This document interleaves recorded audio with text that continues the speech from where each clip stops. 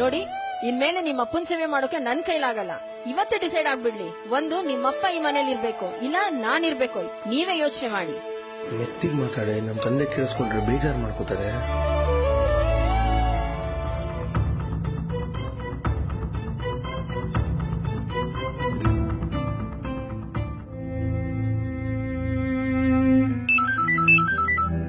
Hello, ಹಾ ಹೇಳು.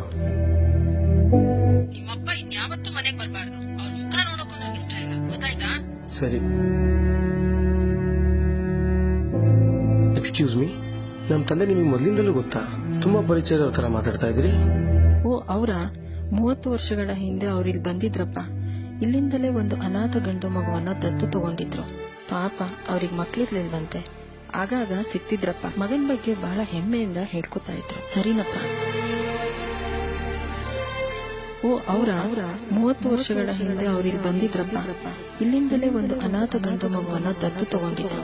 ಪಾಪ ಅವ್ರಿಗೆ ಮಕ್ಳಿರ್ಲಿಲ್ವಂತೆ. ಛೇ, ಎಂತ ತಪ್ಪು ಮಾಡ್ಬಿಟ್ಟೆ ನಾನು.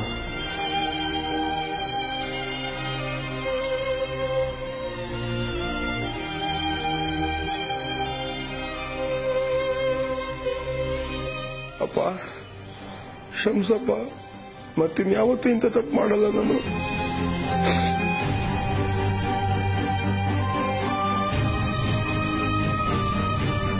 ಅವರಿಲ್ಲದಿದ್ರೆ ನಾವೆಲ್ಲಿ?